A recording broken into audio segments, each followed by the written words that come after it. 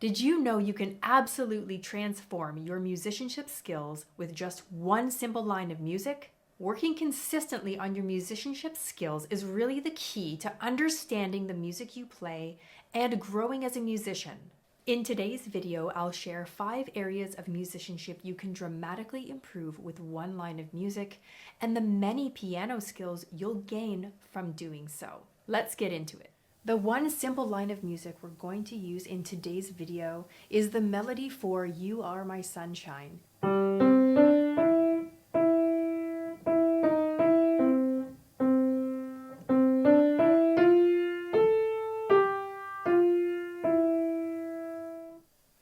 The first area of musicianship we're going to transform is your sight reading. So instead of just reading through the line of music, note for note, I want you to really be intentional about your sight reading. And when you go through each note, you're going to listen so carefully and also observe the intervals between each set of notes. So not only are you sight reading here, but you're also ear training. You're training your ear to recognize the intervals of a familiar song, and you're verifying what those intervals are while reading through the music. For example, the beginning of You Are My Sunshine, that first interval, in this case a G to a C, is a perfect fourth. So I want you to say to yourself, okay, that's what a perfect fourth sounds like. Also listen for where it could recur throughout the song. This way your ear is familiarized with the sound of a fourth, and it's going to help you so much when you go to play by ear or even sight reading. You're going to recognize that interval right away and what it will sound like. Here are a few more examples of intervals that you can learn with this one simple line. At the beginning, the perfect fourth, and then the line keeps ascending up to an E. And all of those notes here from C to E are major seconds. The next part here, we've got a minor second and a major third. So just in that first small beginning part, we're starting to train our ear to recognize intervals such as a minor versus a major second, a major third, and a perfect fourth. This melody is great for learning different note values as well. Quarter note, half note, dotted half note, and whole note. It's a good idea to even count and clap at the same time to make sure you know the rhythmic values. Another skill you can really work on while sight reading through this piece is your rhythm. In this melody, the rhythm begins on an upbeat or a weak beat. So it doesn't come in on one of the strong beats of the bar, but one of the weaker ones. If I was counting it, it would sound like this. 1, 2, 3, 4, 1. So in this case, it starts on beat 2. This is great practice for coming in on other offbeats or even pickup measures or incomplete measures at the beginning of a piece.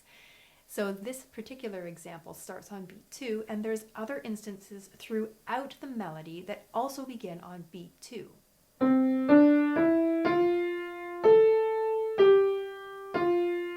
So you can hear how it comes in on an offbeat or weak beat in between 1 and 3.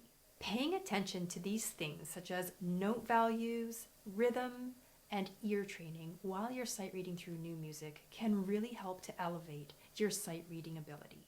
Next, we're going to transform your harmony skills at the piano. Using the same melody line, let's add in some single notes in the left hand and use your ear to try to figure out what note would sound best with the melody note. There's a good chance that the first left-hand single note you play will be C, because it's in C major. But what about the melody notes that follow that? How are we going to pick a left-hand note to accompany those? Try playing through the melody, and every 2 or 4 measures, play a note in the left hand that you think might sound good. So if the right hand is playing F and A, you might think about playing an F note in the left hand. After you find out which notes sound good in the left hand, try turning those notes into chords. You can do this by just making them into a triad. So if you've chosen C as a single note, you're now going to play a C triad.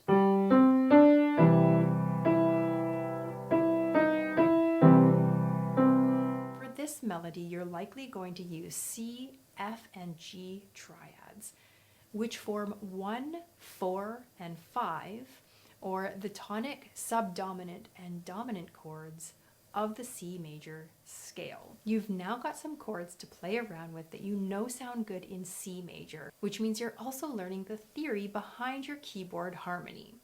Take it a step further and play those triads during your technical warm-up. So play the C major, solid, and broken triads. This will all tie together to your single line of music. Now let's move on and transform your improv skills. You might be wondering, how do I improv on a melody that's already written out? We're going to do some improvisation using the left-hand triads that we just figured out. Instead of playing solid triads for each chord, try some different accompaniment patterns. Here are some examples.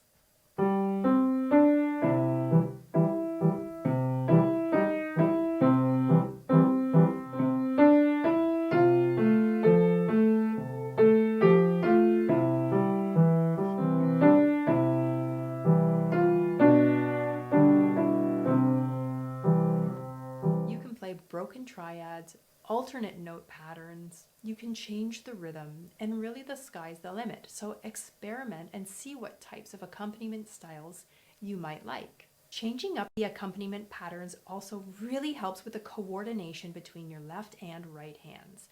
Because your left hand is not playing the same thing and it might be playing notes in a different order, it's a great challenge for playing hands together. Moving on to transposition, why just play this song in C major when you could play it in all of the keys? When you're just starting to transpose, try doing a simple transposition of the right hand only. I suggest moving it up one whole step to D major. The important thing is that you remember the key signature of D major, which is F sharp and C sharp. You can transpose the music by ear or by reading the notes on the page, but playing everything up one step.